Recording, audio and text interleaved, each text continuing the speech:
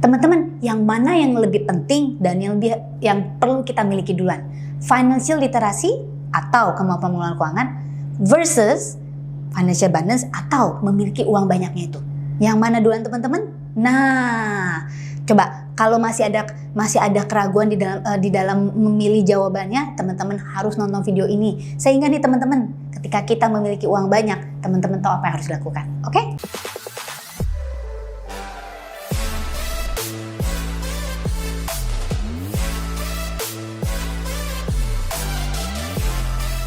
Teman-teman, banyak nih ya kita dengar orang-orang yang menang lotre, ya kan, menang warisan, mau dapat warisan, mirip-mirip dah pokoknya gitu ya, atau pokoknya kejatuhan ketimpa rejeki, gabruk gitu kan ya, atau bahkan nih aktor, aktris dulu ya, zaman dulu terutama ya atlet-atlet yang wow duitnya gede banget, ya kan duitnya banyak banget, kekayaannya luar biasa, tetapi ternyata nggak bertahan panjang sehingga di akhir hidupnya bahkan ya banyak gitu ya yang di akhir hidupnya atau bahkan cuma beberapa tahun setelah dia memenangkan warisan, setelah dapat ini ono, hilang. Nah teman-teman, jadi sebenarnya yang mana yang lebih penting sih teman-teman? Prinsipnya seperti ini ya, video ini akan singkat aja banget. Kalau kita tidak bisa memanage atau tidak mengerti bagaimana cara memanage uang 10 juta, bisa nggak teman-teman memanage uang 100 juta? Ya teman-teman, financial literacy itu bukan side effect dari wealth atau dari kekayaan yang kita miliki. Sebenarnya wealth itu atau kekayaan itu adalah side effect dari financial literacy. Kita tidak mungkin ya tiba-tiba ya memiliki kemampuan untuk mengelola keuangan hanya dengan langsung dikasih uang ya. Jadi kalau misalnya kamu kasih uang nih ya kan, kasih uang 50 juta sama seorang anak umur 10 tahun, apa yang akan dilakukan teman-teman?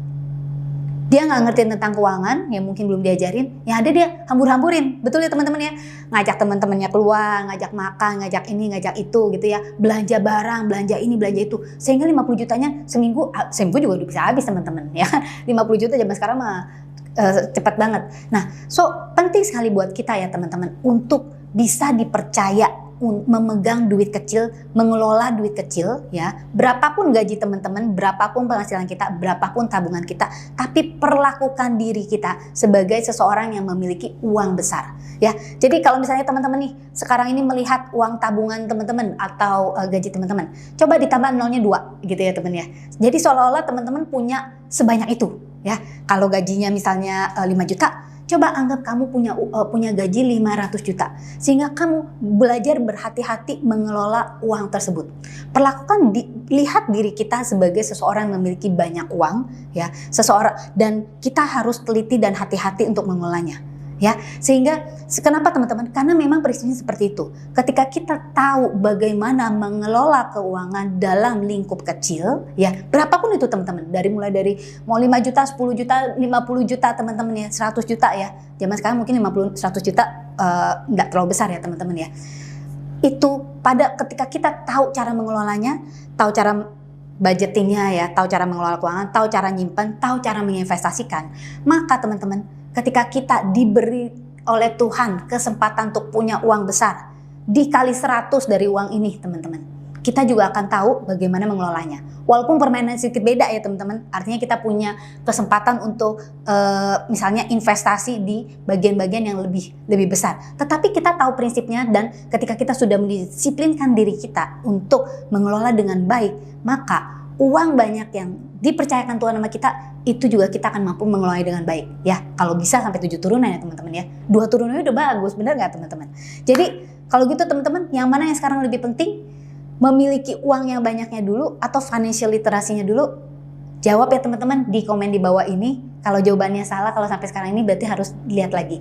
Oke, ngomong-ngomong tentang wealth, apa bedanya wealth and rich? Nah, teman-teman harus nonton satu video ini, teman-teman ya. Diklik di sini ya, ada linknya yang saya sertakan di deskripsi untuk teman-teman tahu apa bedanya wealth and rich. Ya, mengapa yang mana yang harus kita kerja dulu, wealth or rich? Jangan lupa saksikan video-video kita yang selanjutnya di seputar money mindset and money management di channel ini. Banyak banget teman-teman, lihat playlistnya sendiri ya.